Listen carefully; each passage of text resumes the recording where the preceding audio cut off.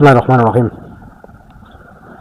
অন্যকে সচেতন করতে গিয়ে নিজে যেন অসচেতন হয়ে না যায়, বা নিজের ক্ষতি আমরা নিজেরা না করি, অথবা অন্যের ক্ষতি করতে গিয়ে যেন আমরা আরেকজনের ভুলবশত ক্ষতি না করে ফেলি।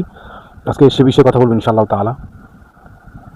হাদিসে আছে যে একটা লোক সারা জীবন ভালো কর্ম করলো, কিন্তু শেষ পর্যায়ে সে এমন একটা কর্ম করলো আর সেটা তার জন্য জাহান্নামে যাওয়ার জন্য যথেষ্ট।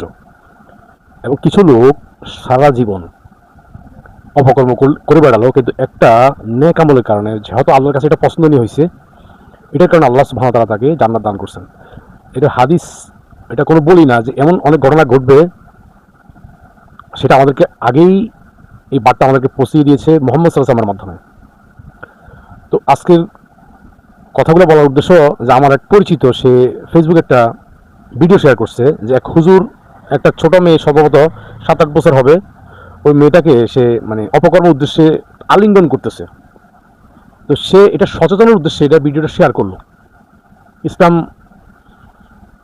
যেটা কিতাবুল্লাহ আর কিতাব রাসূল সাল্লাল্লাহু আলাইহি ওয়াসাল্লামের মধ্যে কোথাও পাই না যে কারো ব্যক্তিগত পাপ আমি শেয়ার করে অন্যকে সচেতন করব, এটা কোথাও নাই।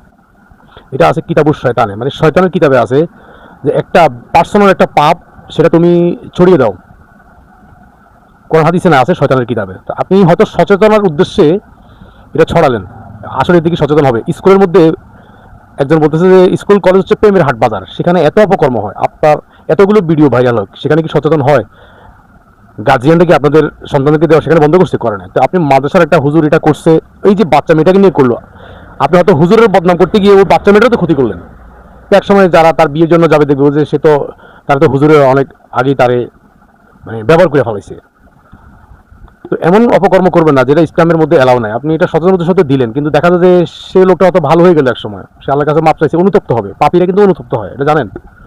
তার অনুতপ্ত হয়েছে, অনুতপ্ত হওয়ার কাছে আল্লাহর কাছে মাপ চাই, আল্লাহ তাকে ক্ষমা করে দিন। কিন্তু আপনার এই যে শেয়ারের মাধ্যমে পাপের যে শেয়ারগুলো করা হয় বা অন্যকে ছড়িয়ে দেওয়া হয়, হয়তো এমন আছে ওই পাপ, সে পাপ করে যতটা দোষী না হয়েছে তার চেয়ে আপনি দ্বিগুণ, 10 গুণ, 100 গুণ বেশি আপনি দোষান্বিত হয়েছেন। তো এই জন্য সচেতনের উদ্দেশ্যে আগে বুঝতে হবে, আমাকে জ্ঞান অর্জন করতে হবে। এই সচেতনতা কি আমার ক্ষতি ডেকে আনবে, আমার মঙ্গল ডেকে আনবে, নাকি এটা আমাকে আরও পাপে জড়িয়ে ফেলবে? ওই চিন্তা আমাদের করা উচিত। এই জন্য আমরা প্রত্যেকে যদি নিজের দিকে খেয়াল রাখি, যে সকালে ঘুম থেকে উঠে যদি চিন্তা করি যে আমার আসলে আল্লাহ সুবহানাহু ওয়া তাআলা আমার উপর সন্তুষ্ট আছে কিনা, তার মানে কি নামাজ পড়ে উঠলাম কিনা, জিকির করে উঠলাম কিনা, বা আমি ভালো কর্ম করে ঘর থেকে বের হচ্ছে কিনা, বা আমার সারাদিনটা আজকে কেমন গেল, আল্লাহ সুবহানাহু ওয়া তাআলা আমার প্রতি কতটুকু অসন্তুষ্ট আর তিনি আমার প্রতি কতটুকু অসন্তুষ্ট, আমি আল্লাহ সুবহানাহু ওয়া তাআলার সন্তুষ্ট অসন্তুষ্টটা কতটুকু ভাবি, ওটা নিয়ে আমি চিন্তা করি না। আমি চিন্তা করি কে আমার উপর, আমার ভাই আমার উপর নারাজ কিনা, আমার মা আমার উপর কতটুকু অসন্তুষ্ট, আমার ভাই, আমার সন্তানরা, বা কারোর সাথে আমার খুব ভালো সম্পর্ক ছিল, সে আমার উপর কতটুকু অসন্তুষ্ট, এই চিন্তা করি না। আল্লাহ আমার প্রতি কতটুকু সন্তুষ্ট অসন্তুষ্ট এটা নিয়ে ভাবি। যদি আমরা ভাবতাম এটা, তাহলে অন্যকে নিয়ে সমালোচনা করা বা অন্যর কথা, অন্যের পাপ নিয়ে আলোচনা করার আমার সুযোগ হইতো না।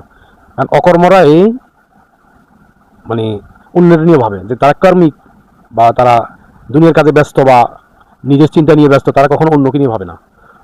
তো সচেতন করবেন মানুষকে, আগে দেখবেন সচেতন করতে গিয়ে নিজে যেন অসচেতন না থাকেন।